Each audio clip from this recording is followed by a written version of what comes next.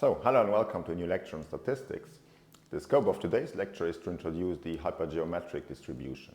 And we saw in previous lectures that distribution in general is actually some kind of function that describes how many times a certain outcome is obtained when we perform a random experiment, on average. And we saw that when we asked for the question how many times a certain outcome is obtained on average, that this is closely related to what is the probability of this certain outcome in some particular random experiment.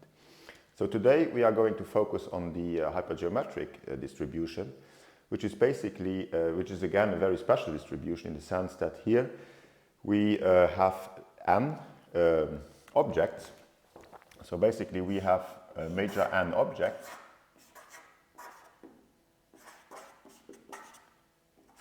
And we choose n out of major n objects, so a minor n out of major n objects chosen.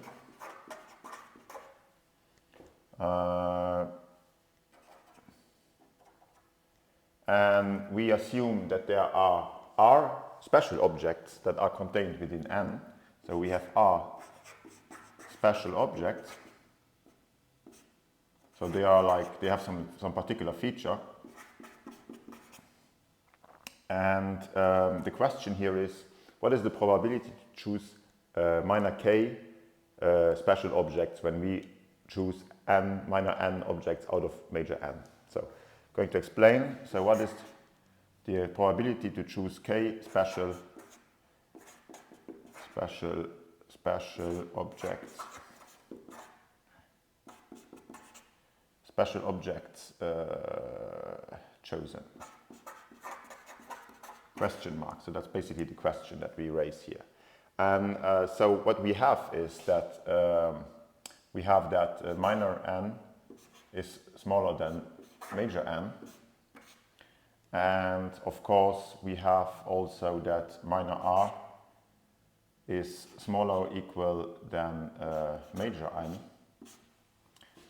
Basically we could, so that's basically what we assume at this level. So with this we are ready to write down the probability distribution of the hypergeometric situation, and basically the probability is given by probability of some random variable x being k. So x equals k, which is the k here, so the question that we raised. So how many special objects are we going to choose? And so it's basically a multiplication of combinations, so binomial coefficients. And so basically what we have here at this level here is what are all the combinations to choose a k out of r special object. So that's the first binomial coefficient. Then we multiply this one by the binomial coefficient, which provides us all the combinations to choose the remaining objects. So basically what we have is we have n, and this time we are going for the non-special objects, so we have to subtract the special ones. And basically we are choosing n major object, n special objects. So we are choosing n minor n objects, and so what we have here is we have to subtract the special ones, so minus k, and this is divided by all the possibilities or all the combinations to choose minor n out of major n objects.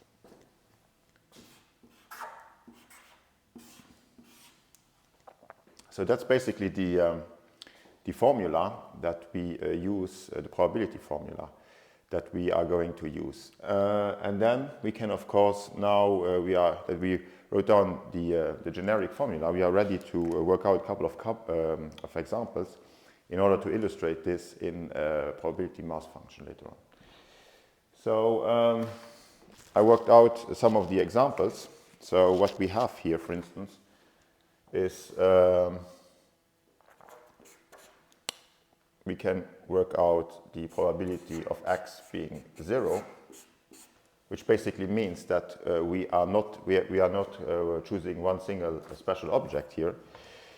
And using this formula here, we obtain, so this time, okay, so what we should assume here as well is that we have, for instance, the situation where we have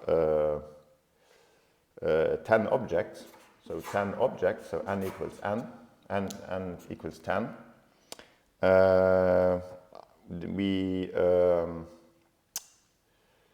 We are going to choose n equals 3 objects, and we are going to assume that we have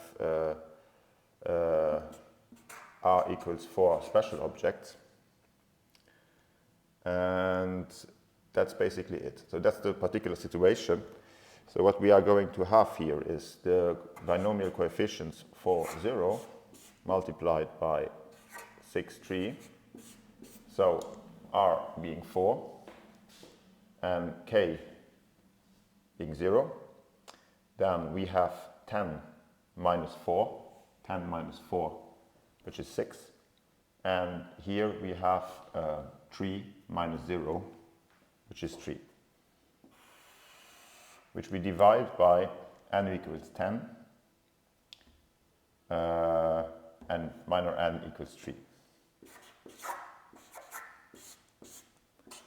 And if you work out the binomial coefficients, you basically obtain this one here. So 4 factorial divided by 4 factorial 0 factorial times 6 factorial 3 factorial 3 factorial,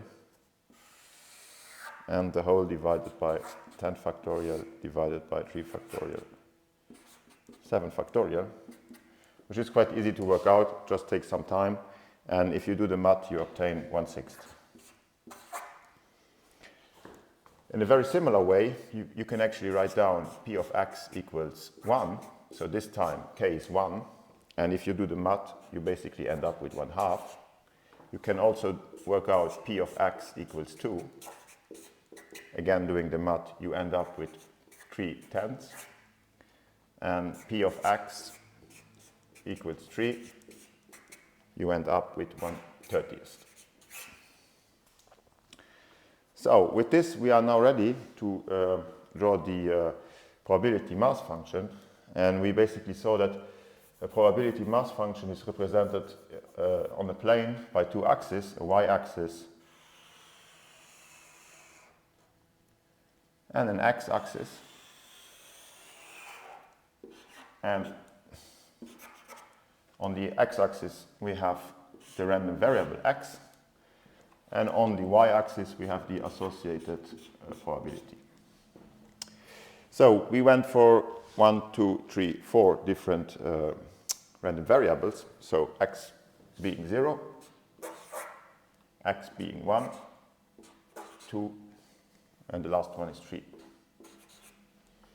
And we worked out the probabilities, or at least I provided the probabilities. So what is the highest probability? It's always good to look first at the highest one when you draw a plot like this. So basically we have x equals 1, and there we have probability of 1/2. So basically we will assume that 1/2 is here. So we have 1/2 here, and x being 1, so this is here.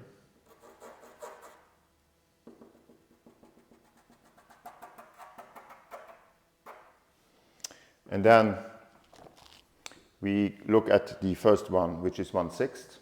So 1/6 is smaller than 1/2, of course. So we are somewhere closely here.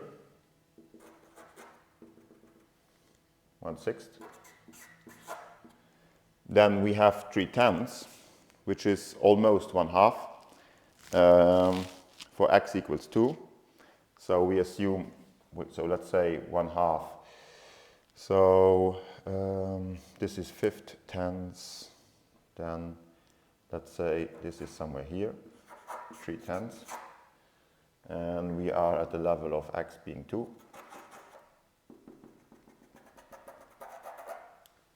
And then the remaining one that we looked at is x equals 3, 1/30, which is very small.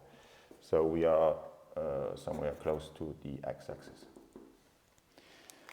So here we have done the associated probability mass function of the hypergeometric distribution worked out with the hypergeometric probability formula. And that basically concludes the discussion on hypergeometric distributions. If you need additional information or explanations, please leave a message in the comment section below. Like this video if you want more content like this, and subscribe to my channel, and see you in the next video.